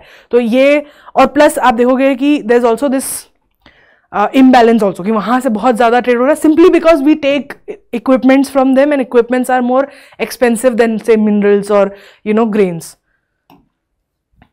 The Korea Plus initiative and the Korea India SME Startup Center aim to promote Korean investment in India. Basically, of course, at the end of the day, दोनों कंट्रीज अपना, हर कंट्री अपना जो पोर्टफोलियो है इन्वेस्टमेंट का उसको diverse करना चाहती है, and India wants to attract as much FDI as they can. And Korea, South Korea is a rich country, specially from their various industries that they have. उनके पास बहुत डिफरेंट, जैसे वो they are not focused on one thing, right, they have multiple big industries. तो वहाँ से investment के लिए ऑफकोर्स वी आर वर्किंग। तो इंडिया का मतलब बेसिकली कोरिया का कितना इन्वेस्टमेंट है FDI इंडिया में? 8.02 बिलियन, और इंडिया का है 5.2। ओके, कई सारी कंपनीज के बीच में टाइज भी हैं। फॉर एग्जांपल करीब 600 कोरियन फर्म्स काम करती है इस वक्त इंडिया में, और उसमें से सबसे नोटेबल है कि टाटा मोटर्स ने देवो कमर्शियल को जो है एक्वायर कर लिया था। उसके बाद स्टेट बैंक ऑफ इंडिया जो है वो जनवरी 2016 से कई सारी सर्विसेज देती है in to Koreans. Plus there are 6 Korean banks that work in India. जो इंडियन चेंबर ऑफ कॉमर्स है कोरिया में, वो ट्रेड और इन्वेस्टमेंट फैसिलिटेट करता है दोनों कंपनीज के बीच में, because basically works as a system like infrastructural space, जहाँ पर दोनों कंट्रीज जो है एक दूसरे से कम्युनिकेट कर सकती है और देख सकती है कि कंसल्ट कर सकती है कि what would be the best action to take. Strategic partnership की बात करते हैं तो in need for India ROK strategic partnership, ज़रूरत है कि अब ट्रेड से आगे बढ़कर कोरिया और इंडिया जो है अब वो सिक्योरिटी की तरफ आगे बढ़े, क्योंकि चाइना बहुत असर्टिव होता जा रहा है और ग्लोबल कॉमनैलिटी, दोनों ही कंट्रीज काफ़ी ग्लोबल हो चुकी है, काफ़ी ज़्यादा फोकस कर रही हैं to go away from these hegemonic fights. तो उस तरीके से एक उसके बाद US फैक्टर, अभी रिसेंटली हम देख रहे हैं कि US जो कंट्रोल था उनका अब तक, being the biggest country, being the most powerful country, hegemonic country, after election of Donald Trump we are also seeing उनके इंटरनल पॉलिटिक्स में भी फ्लक्चुएशंस हैं between Republicans and Democrats.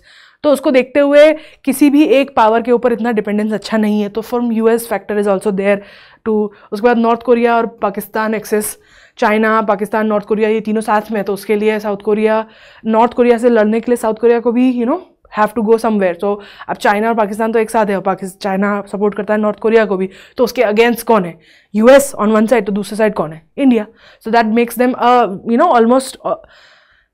Almost natural friends. उसके बाद इकोनॉमिक कन्वर्जेंस, दोनों countries, problem with China comes is कि China is like a black hole, economic black hole. सब countries hate करती हैं चाइना को, लेकिन प्रॉब्लम ये है कि हम एक तरीके से उनके आसपास ही रिवॉल्व करते हैं because of the economic ties. तो सारी कंट्रीज़ के बीच में जो स्ट्रेटेजिक पार्टनरशिप है उसका एक एम होता है कि कैसे वो चाइना के इन्फ्लुएंस को कम कर सकें।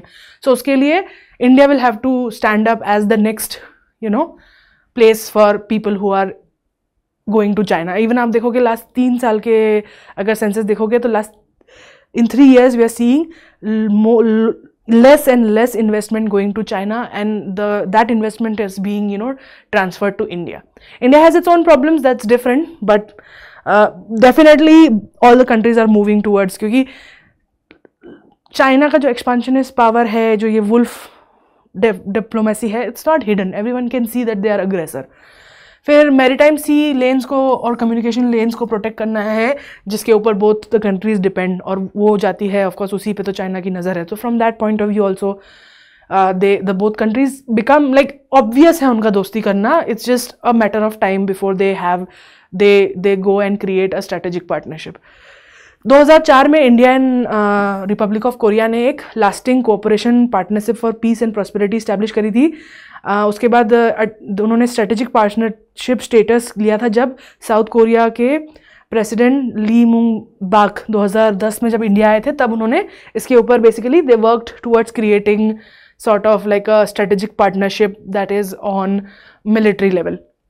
फिर 2015 में जब प्राइम मिनिस्टर मोदी गए थे कोरिया, तो उन्होंने जो है बायलैटरल रिलेशनशिप को एलिवेट करके उसको स्पेशल स्ट्रेटेजिक पार्टनरशिप कर दिया। फिर दोनों कंट्रीज़ के लीडर जो है वो एम्फोसाइज करते हैं कि कैसे इंडिया की एक्ट ईस्ट पॉलिसी और साउथ कोरिया की सदर्न पॉलिसी एक दूसरे को किस तरीके से कॉम्प्लीमेंट कर सकती है, इस तरीके से कि दोनों का काम भी हो जाए और रिसोर्सेज भी बच जाए। ठीक है, अगर दोनों का सेम ही एम है, दोनों ही चाहते हैं कि ये दीवार बने, मान लो, तो अगर दोनों पैसे अगर अपने अपने आधे आधे लगाएंगे, दोनों अपने अपने रिसोर्सेज लगाएंगे, तो दोनों का फायदा और दोनों का क्या जो है पैसा रिसोर्सेज बचेंगे। So from that point of view it was expected. Now let's discuss the role of both countries in Indo Pacific region. South Korea ने स्पेसिफिकली कोई अपना पॉइंट ऑफ व्यू नहीं बताया है पैसिफिक ओशन को लेकर कि what are they expecting. What is Indo Pacific? Basically this is Indian Ocean, this is Pacific Ocean, and उन दोनों को साथ में हम बोलते हैं इंडो पैसिफिक, जिसमें ये सारी कंट्रीज आती है। तो of course South Korea is a very small member of very near to China, तो उन्हें कोई एक्सप्लिसिटली उन्होंने कुछ कहा नहीं है इंडो पैसिफिक को लेकर, बट दोनों के बीच में, इंडिया और साउथ कोरिया के बीच में कॉमन जो कंसर्न है वो ये है कि पोलराइज अलायंसेस बन रही है। मतलब कि आप देख रहे हो पाकिस्तान, चाइना, नॉर्थ कोरिया, फिर इस तरफ US, India, South Korea, Japan, Australia. So ये जो बायपोलरनेस आ रही है ये पसंद नहीं है, बिकॉज लास्ट टाइम जब इस तरीके से बायपोलरनेस आई थी तो बम फटाके कोरिया पे ही फटे थे, तो they are not very happy about it. तो एक वो कंसर्न है स्पेशली सिक्योरिटी को लेकर, क्योंकि छोटा नेशन है, ऊपर नॉर्थ कोरिया पागल बैठा ही है। तो साउथ कोरिया जो है, एक और चीज़ सिग्निफिकेंट है उनके इसमें कि वो चाहते हैं कि इंडिया के साथ मिलकर एक मल्टीपोलर जो है अलायंस बनाई जाए इस रीजन में। मतलब कि कोई एक या दो बहुत स्ट्रॉन्ग कंटेंडर्स ना हो पावर के, सब कंट्रीज के पास थोड़ा थोड़ा पावर हो, ताकि सब इस एरिया का बोल सकते हैं ना लाभ उठा सके। और नहीं तो क्या होगा, एक तरफ यूएस का बनते जा रहा है, एक तरफ चाइना का बनते जा रहा है अपना खुद का गढ़, और Korea is not very happy. तो वहां पे इंडिया के साथ वो अलायंस करना चाहती है, क्योंकि इंडिया भी नहीं चाहता है कि चाइना का इन्फ्लुएंस बढ़े, तो ये इंडिया के हित में भी है। 2000 अब डिफेंस रिलेशनशिप की बात करते हैं। 2005 में दोनों ने एक MOU साइन किया था, किस पर? डिफेंस लॉजिस्टिक्स, कि दोनों के पास बेसिकली कि जो डिफेंस से रिलेटेड जितने भी उनके पास चीज़ें हैं, लॉजिस्टिक्स क्या होता है, how much weapons do you have, what kind of technology you have, उस सब को लेकर। और उसके अलावा एक इंक्रीज बायलैटरल डिफेंस विजिट्स चालू हुई थी कि दोनों कंट्रीज़ के बीच में बायलैटरल विजिट्स रहेगी। इंडियन एम्बेसी जो है सोल में, वो हमेशा एक डिफेंस अटाशे रखती है, पोजीशन रहती है। अटाशे क्या होते हैं? बेसिकली नोडल हेड्स बोल सकते हो आप, बेसिकली कि हर बड़ी जो एम्बेसी होती है दूसरी कंट्रीज़ में, वो वहाँ पे ना एक एक इंसान रखते हैं जो जिनका काम एक पर्टिकुलर सेक्शन में होता है, जैसे कल्चरल अटाशे हो गया, डिफेंस अटाशे हो गया, या डायस्पोरा से रिलेटेड कुछ भी हो गया, cultural attache, linguistic attache, so on. Basically these people they specifically work in one area. Okay, so वहाँ पे इंडिया की तरफ से एक डिफेंस अटाशे हमेशा रहता है, जिसका काम ही ये है कि इंडिया और कोरिया के बीच में डिफेंस के डिस्कशन को प्रमोट करे। Regular secretary level joint meetings जो है वो होती रहती है दोनों कंट्रीज के बीच में। बेसिकली डिफेंस इंडस्ट्री, वो इंडस्ट्री जो डिफेंस का सामान बनाती है, टैंक, मिसाइल्स वगैरह, और लॉजिस्टिकल कोऑपरेशन दोनों कंट्रीज के बीच में हो सके, उसके लिए कोरिया की DAP which is defence acquisition programme administration, जो साउथ कोरिया की डिफेंस मिनिस्ट्री के अंडर एक ये डिपार्टमेंट है, वो और मिनिस्ट्री ऑफ डिफेंस इंडिया दोनों कोऑपरेट करते हैं कि बेसिकली डिफेंस स्ट्रैटेजीज, सामान और लॉजिस्टिक्स जो है एक्सचेंज कर सके। उसके बाद एक road map of defence industries cooperation was signed by both countries in सितंबर 2019। तो दोनों कंट्रीज ने बेसिकली कि एक दूसरे से बात करेंगे और जो बोलते हैं ना टेक्नोलॉजी एक्वायर करेंगे एक दूसरे के साथ। जो कोरिया में भी डिफेंस इंडस्ट्री है जो खुद का वहाँ पे, you have to understand defence industries most countries की ना प्राइवेट नहीं होती है, गवर्नमेंट की ही होती है। इंडिया में जैसे जितनी भी कंपनीज है जो डिफेंस का मटेरियल बनाती है वो सब सिर्फ गवर्नमेंट ऑफ इंडिया के साथ ही काम करते हैं। तो लेकिन इसका ये मतलब है कि एक मोनोस्पोली टाइप बन जाती है कि बनाने वाले बहुत सारे लोग हैं लेकिन खरीदने वाला सिर्फ एक ही है, इंडियन गवर्नमेंट। तो उससे क्या होता है कि इतना इनकरेजमेंट नहीं मिलता है इन इंडस्ट्रीज़ को। सो इसलिए what they are trying to do is basically connect these industries to Korea so that उनके साथ मिलकर इंडस्ट्रीज और बढ़ सके। And the reason why they are not private is because you see what is happening in US with terms of gun. जो उनकी industry है वो, क्योंकि उनको पैसे कमाने, देखो कोई भी प्राइवेट कंपनी होगी उनको पैसे कमाने हैं, राइट। तो अगर गवर्नमेंट उनको कंट्रोल नहीं करेगी तो आप देख रहे हो US में कैसे लोगों के पास इतनी सारी गन है, उनके तो वॉलमार्ट में गन्स मिलती है and there are so many shootings.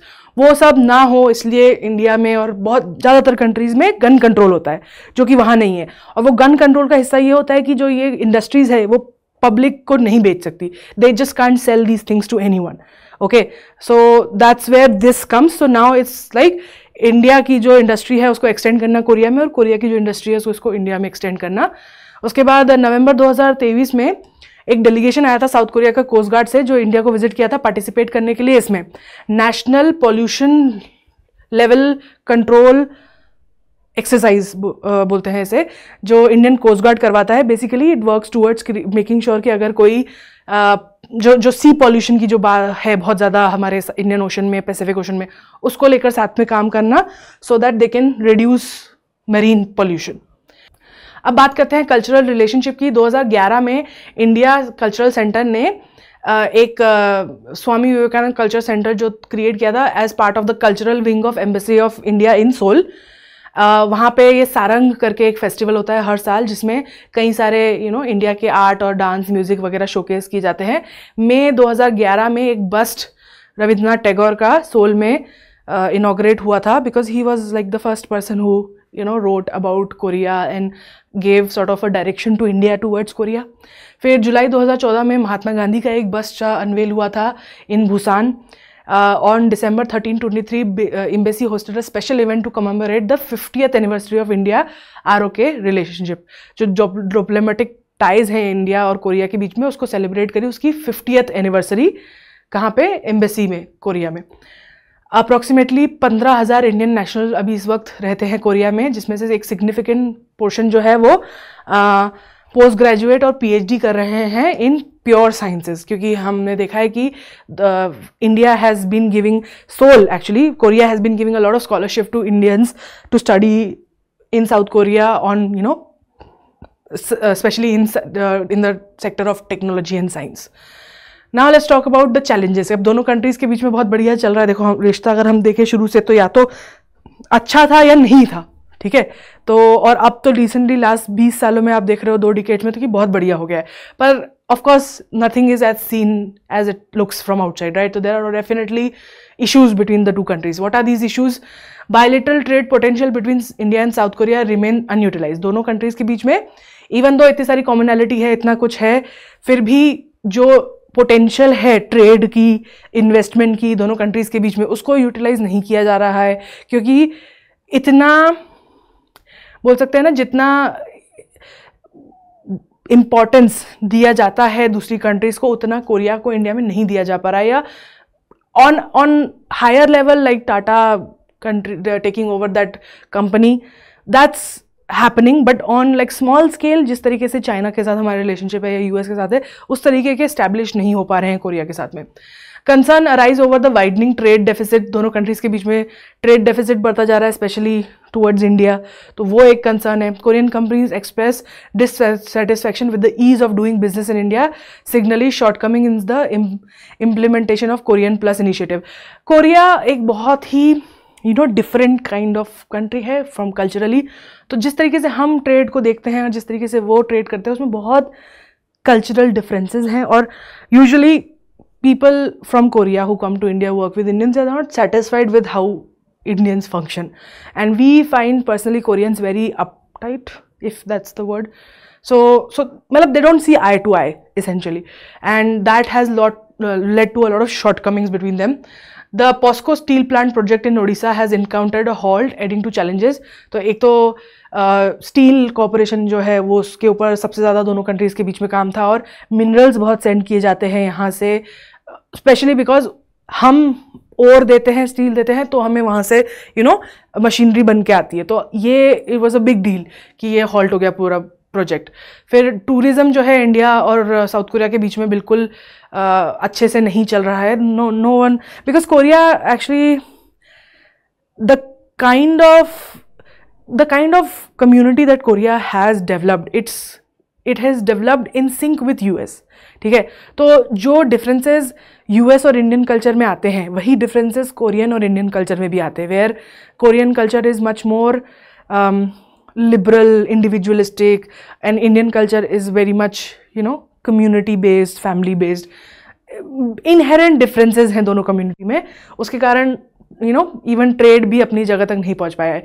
Special strategic partnership हो गई है, लेकिन फिर भी दोनों के बीच में इतनी कुछ खास, मतलब जितना स्कोप है दोनों कंट्रीज़ के बीच में ट्रेड को लेकर, स्ट्रेटेजिक पार्टनरशिप को लेकर, टूरिज्म को लेकर, जगह बहुत है, करने का स्कोप बहुत है, दोनों कंट्रीज़ के पास कैपेबिलिटी भी है, पर सिग्निफिकेंट डिले है दोनों के बीच में, बिकॉज एक तरीके से क्या बोलते हैं ना, they are not compatible, like everything else is good but they are not compatible with each other.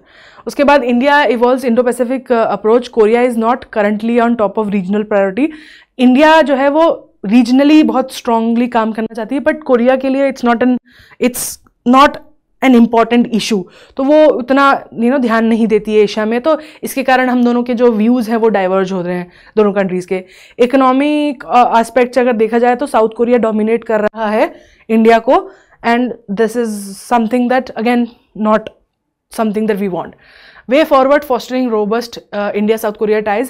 India advocates for a peaceful resolution of Korean Peninsula issue, ठीक है, और खुद को इंडिया बेसिकली चाहता है कि नॉर्थ कोरिया और South Korea के बीच में जो इशू है वो खत्म हो जाए, और हम एक बेनिफिशियरी रहे हैं इस पीस प्रोसेस में, हम एक स्टेक होल्डर रहें, हम मदद करें आपकी कि दोनों कंट्रीज जो है अपनी प्रॉब्लम सॉल्व कर दे। क्योंकि इवन आज भी आप देखोगे, अभी 1 महीना भी नहीं हुआ है शायद इस न्यूज़ को, कि साउथ कोरिया का एक आइलैंड है जो कि नॉर्थ कोरिया के बहुत पास में है, और वहाँ पर किम जोंग उन ने कुछ मिसाइल्स लॉन्च करे हैं, and then they made fun of when people were evacuated from this island. So the sister of Kim Jong Un, she said in press conference कि अगर यहाँ पे हमारे यहाँ म्यूज़िक भी बजता है लाउडली तो साउथ कोरिया थरथरा जाता है, विच इज़ मतलब basically making fun of South Korea. Amidst the global protectionism, India and South Korea can leverage their economic partnership for mutual benefit.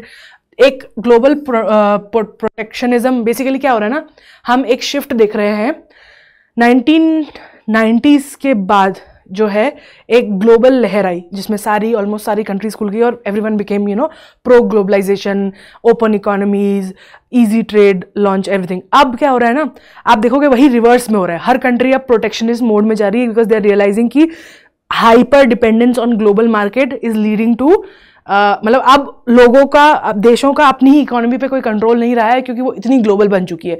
तो थोड़ा थोड़ा हम प्रोटेक्शनिज्म हर तरफ देख रहे हैं, चाइना भी देख लो, यूएस भी देख लो, और सब लोग अपने अपने अलग अलग तरीके कर रहे हैं अपने आप को प्रोटेक्ट करने के लिए।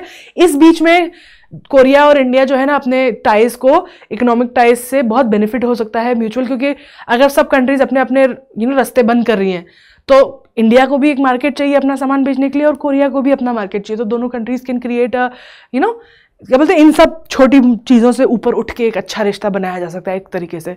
India should improve its ease of doing business to attract Korean investors.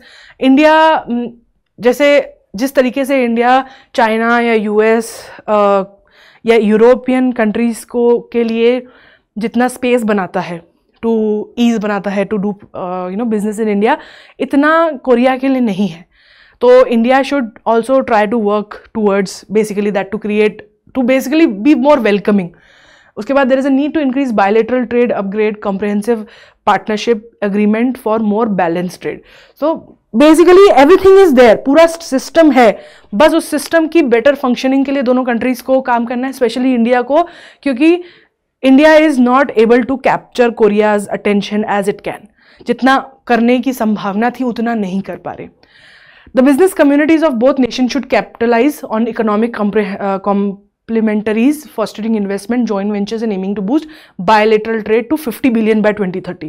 ठीक है, दोनों ही कंट्रीज की जो ट्रेड कम्युनिटीज़ है, जो मेन कम्युनिटीज जो ट्रेड करती हैं, वो उन दोनों को साथ में काम करना चाहिए। तो उसके लिए ज़रूरी है कि पीपल टू पीपल कनेक्शन बने। दैट मीन्स कि टूरिज्म बढ़ाना, मतलब ये सब आपस में कनेक्टेड है, लोग जाएंगे एक दूसरे को तो रिस्पेक्ट करेंगे। अभी अगर आप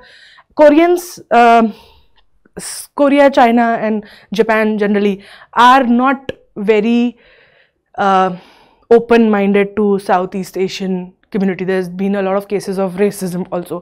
So काफ़ी open racism देखा गया है वहाँ पे। They don't like black people, they don't like brown people. तो वहाँ पर भी है, they also have to work within themselves. We also have to work to accommodate them. उसके बाद both countries should deepen their engagement in defense sector. ठीक है, क्योंकि वो एक एरिया है जहाँ पे दोनों का फ़ायदा है और दोनों जो है और अच्छे से डिफेंस पार्टनरशिप कर सकती है। Strengthening India South Korea relationship is crucial for the regional stability. Basically अगर दोनों कंट्रीज साथ में मिलकर काम करेंगी तो जो इंडो पैसिफिक रीजन है, जिसमें स्टेबिलिटी चाहिए साउथ कोरिया को भी और इंडिया को भी, और जो इन्फ्लुएंस है यूएस का और चाइना का, उसको अगर कम करना चाहते हैं तो they can work with China and they can work with Japan and Australia and New Zealand to create like a more multipolar power structure in Indo-Pacific region. Now let's talk about India and North Korea. दोनों के relationship वहीं से हैं जहाँ से India और South Korea के थे, क्योंकि the reason India was able to broker the peace between these two countries was because दोनों कंट्रीज ट्रस्ट करती थी इंडिया को, क्योंकि इंडिया न्यूट्रल था। तो इसीलिए हमारे रिलेशनशिप कोल्ड वॉर के पहले से जैसे साउथ कोरिया के साथ बने हैं वैसे नॉर्थ कोरिया के साथ भी बने थे। स्पेशली जब South Korea which is Democratic People's Republic of Korea, North Korea, जो 1976 में उन्होंने ज्वाइन किया नाम मूवमेंट और इंडिया को अर्ज किया कि भाई आप नाम के प्लेटफॉर्म पर साउथ कोरिया और नॉर्थ कोरिया के बीच में जो है यूनिफिकेशन की बात करो, क्योंकि दोनों ही कंट्रीज को लगता है कि they are the legitimate government. ठीक है, पूरे कोरियन पेनिनसुला की। इंडिया ने 1977 की नाम सबमिट में बोलते हैं कि भाई ये जो मैटर है, ये नाम is not the right platform for it. ठीक है, क्योंकि नाम बेसिकली इस मैटर से दूर जाना चाह रहा है। ये जो बायलेटरल इश्यूज हैं, बाइपोलर इश्यूज हैं बिटवीन यूएस एंड यूएसएसआर, इससे दूर जाने की कोशिश कर रहा है नाम। तो वहाँ पे अगर आप ये चीज़ें डिस्कस करोगे तो it's not suitable for this platform. तो उसके बाद of course south Korea agreed and India की एडवाइस ली उन्होंने और डिसाइड किया कि they trust India on that matter. अब दोनों के बीच में 1974 में ट्रेड इस्टेब्लिश हुए थे, जैसे म्यूचुअल ट्रेड जैसे कोरिया के साउथ कोरिया के साथ हुए थे। रिसेंटली ट्रेड इसलिए डिक्लाइन हुआ है क्योंकि बहुत सारी इंटरनेशनल सैंक्शंस है नॉर्थ कोरिया के ऊपर, specially because of its nuclear programme which is leading to a financial crunch. तो North Korea is extremely financially vulnerable. और इंडिया जो है उन्हें कॉटन, फैब्रिक, फार्मास्यूटिकल, पेट्रोल, ये सब जो है फूड, ये सब एक्सपोर्ट करती है और डीआरके इंपोर्ट करता है। डीआरके से हम इंपोर्ट करते हैं आयरन एंड स्टील। तो what are the main challenges between the trade of two countries? एक तो कोई सी लिंक नहीं है, दूसरा एक हेजिटेंसी है बैंक्स की काम करने में, because north Korea is not exactly famous for doing good stuff. तो वहाँ पे मतलब बहुत सारे ऐसे सिचुएशंस हुए हैं पास में जिसमें नॉर्थ कोरिया ने दूसरी कंट्रीज़ के साथ में डील करी है और फिर पैसे नहीं दिए। तो एक they are infamous, they are like the गुंडा type country in the world.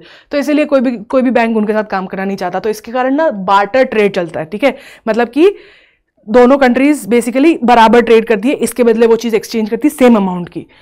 कोई डेफिसिट अकाउंट नहीं खोलते दोनों के बीच में। और इंडिया जो है स्टील और मैग्नीज चाहिए, उसके बदले शू, क्लोथ्स और यूटेंसिल्स लेता है नॉर्थ कोरिया से। इंडिया जो है आईटी और फाइनेंस मैनेजमेंट ट्रेनिंग देता है कई सारे बच्चों को नॉर्थ कोरिया से।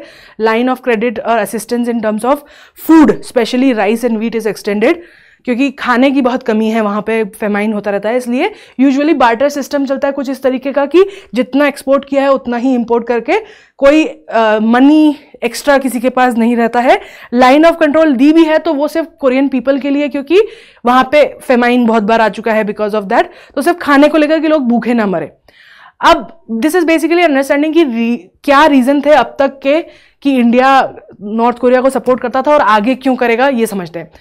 नॉर्थ कोरिया के पास ना एक रेयर मिनरल्स हैं, कई सारे अर्थ मिनरल, जो कि इंडिया की आईटी इंडस्ट्री को चाहिए उसके लिए। दूसरा,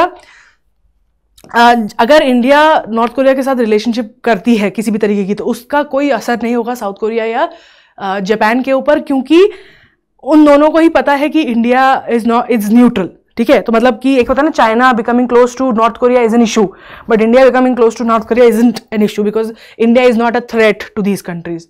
उसके बाद Rajiv Sharma, South Asia analysis जो है ग्रुप, उसने कहा है कि इंडिया का एंगेजमेंट जो है वो बहुत बढ़िया है नॉर्थ कोरिया के साथ, क्योंकि इससे क्या होगा, they will be able to control China's influence. क्योंकि बेसिकली अभी तक जितना भी नॉर्थ कोरिया को लेजिटिमेसी मिली है वो चाइना के कारण मिली है, तो अगर चाइना उनको लेकर कंट्रोल कर सकता है तो इंडिया भी उनके साथ अच्छे रिलेशनशिप बना सकता है एक तरीके से, क्योंकि China is also misusing that part, right?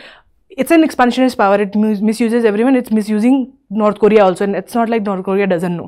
तो एक तरीके से India is also trying to give this place to North Korea, जहाँ if they want to move away from China, they can, क्योंकि China will not stop at misusing North Korea against US. So there, it's a very very delicate relationship. अब क्यों आगे करना चाहिए? एक तो सबसे पहली बात यह है कि रिसोर्स क्रंच है डोमेस्टिकली उस कंट्री में, तो वहाँ पे वी कैन हेल्प अलॉट।